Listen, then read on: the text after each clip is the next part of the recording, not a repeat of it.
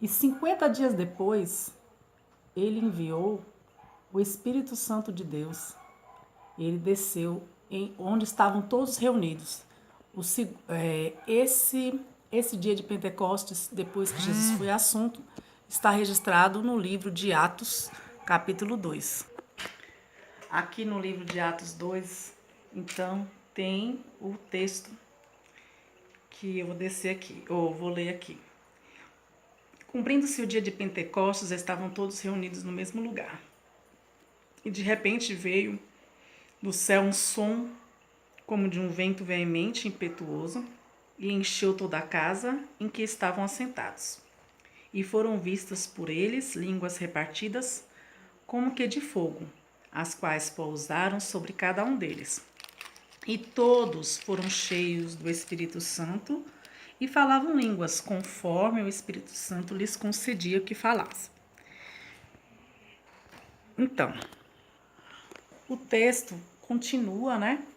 E a gente pode ver aí que a descida do Consolador foi um pouco semelhante à primeira, né? Foi um vento impetuoso, só que agora se ouvia línguas de fogo repartida e o lugar também tremeu, né? E nessa nova aliança foram convertidas 3.000 almas. Então, tem um número muito interessante, que 3.000 pessoas morreram no dia em que as tábuas da lei foram feitas e que se chegou com as tábuas da lei, e 3.000 pessoas foram salvas nessa nova etapa, nessa nova dispensação, que é a dispensação da graça, a dispensação do Espírito. E uma coisa curiosa também é que as primeiras leis foram escritas em 2 tábuas. E essa foi escrita no coração. Jeremias 31, versículo 31 a 33, diz que Deus não mais escreveria nas tábuas da lei, e sim no coração. Então, essa explicação que a gente tem sobre o que é de fato Pentecostes. E esse Pentecostes acontece ainda? Acontece ainda. E o que seria então a diferença entre igreja protestante e igreja pentecostal? Bom, de todas as igrejas, ou melhor dizendo, dentro do cristianismo, que tem 2,1 bilhões de adeptos atualmente, nós podemos fazer uma divisão da seguinte forma: em católico ortodoxo, católico apostólico romano e os protestantes.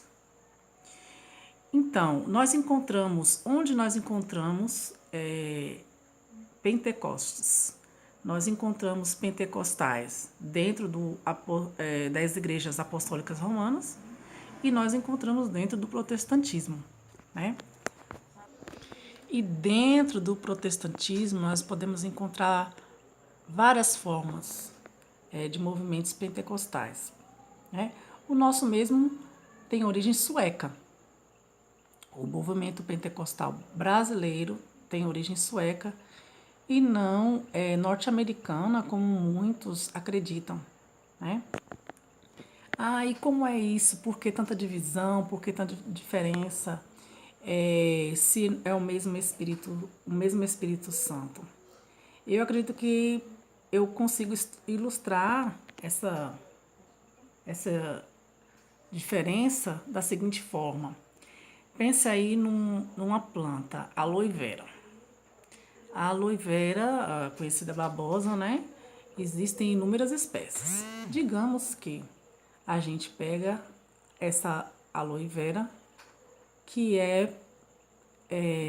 e planta essa mesma espécie no Arizona, planta aqui em Umburanas e planta em Senhor do Bonfim.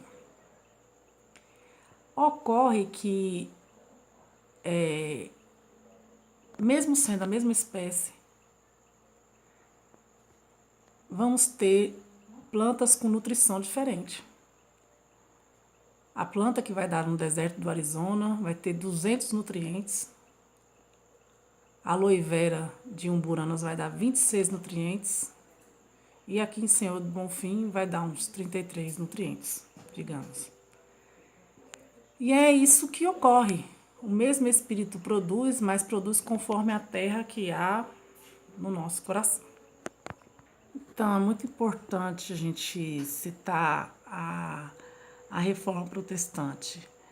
Então, a Igreja Católica, antes da Igreja Protestante, da Reforma Protestante, tinha dentro do cristianismo apenas a Igreja Católica, né? E nós vemos como figura importante aí Martinho Lutero. Então, Martinho Lutero, né? Um ícone da Reforma Protestante.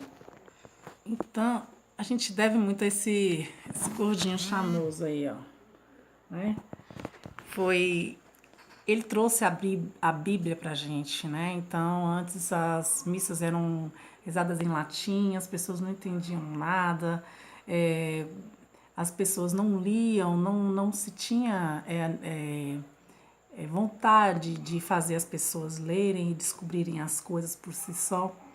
E Martinho Lutero percebeu que isso era muito importante, porque a fé vem pelo ouvir e ouvir a palavra de Deus. Então, ele teve que alfabetizar muita gente, além de traduzir a Bíblia para o alemão e outras línguas.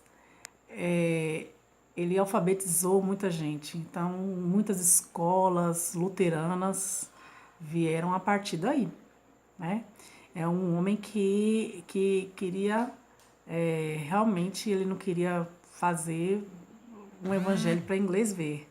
Ele queria, de fato, fazer com que as pessoas vissem esse evangelho como ele é maravilhoso e elas mesmas examinarem na escritura e receber a tradução do Espírito Santo, né? E isso foi um benefício enorme para a ciência, né? Porque mais pessoas tinham estudos e leitura e começou daí. A grande alfabetização a gente pode dizer que a gente deve a esse gordinho fofo aí. O pentecostalismo do Brasil, como eu disse a vocês, ele veio, ele é sueco, né?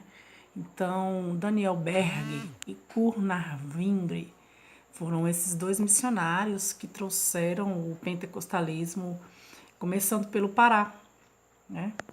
Começando pelo estado do Pará. Mas, observando bem, a gente pensa, a Suécia, então, é um país com um número de